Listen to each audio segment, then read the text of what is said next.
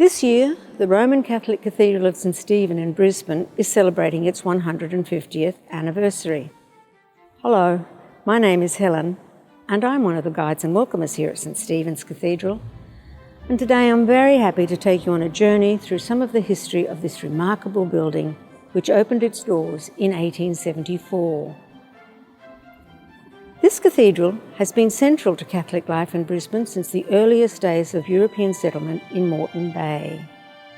After Brisbane was opened to free settlers in 1842, the population grew rapidly, including that of the Irish, who were predominantly Catholic. When Bishop James Quinn, the first bishop of the diocese, arrived from Ireland in 1861, he realised the small church that had served the community since 1850 could no longer accommodate the growing number of Catholic faithful. Immediately, he began making plans for a new and much larger cathedral. However, it wasn't until 13 years later, in 1874, that the new cathedral was officially opened, blessed and dedicated, despite the fact the building was not finished and the scaffolding was still in place. It took another 10 years for the spires and the facade to be completed, and then a further 3 years for the interior stained glass windows from France and Germany and the marble altar from Italy to be installed. For the next 36 years, there were no major structural changes to the cathedral building itself. However, during this time, the Diocese of Brisbane was elevated to a metropolitan see in 1887, and the bishop at the time, Bishop Dunn, was elevated to Archbishop. In the early 20th century, there were significant changes to both the leadership of the church in Brisbane and to the cathedral itself. In 1917, Coadjutor Archbishop James Dewey was appointed Archbishop of the Brisbane Diocese, a position he held for an extraordinary 48 years during times of great change, both within the church and in society itself. The next major cathedral development occurred in 1922, when the transepts were added, which completed the Gothic cruciform shape of the building. With the transepts came the installation of the magnificent east window above the altar. Also known as the Ascension Window, it was designed and crafted in Dublin in the studios of the celebrated Irish stained glass artist Harry Clarke.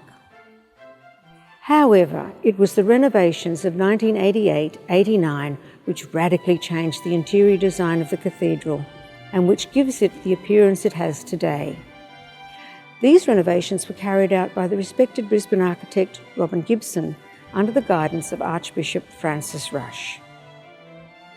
Archbishop Rush was influenced by the theology of Vatican II, which charted a course for the church to become more open, modern and diverse.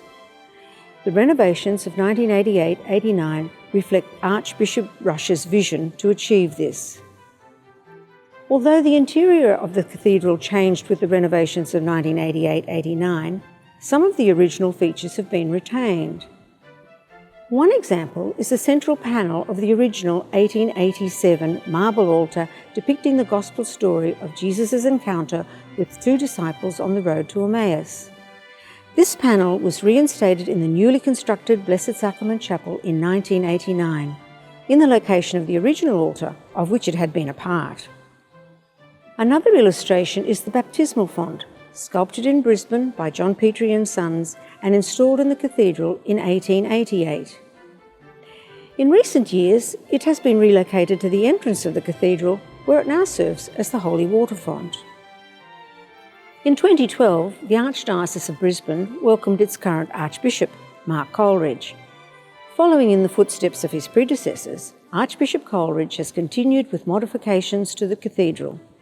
His changes include the refurbishment of the Blessed Sacrament Chapel, with the installation of a new tabernacle and new artworks which were officially blessed in 2017. In another new work, in 2018, Archbishop Coleridge dedicated a new shrine to St Mary of the Cross MacKillop, located in the north turret of the cathedral.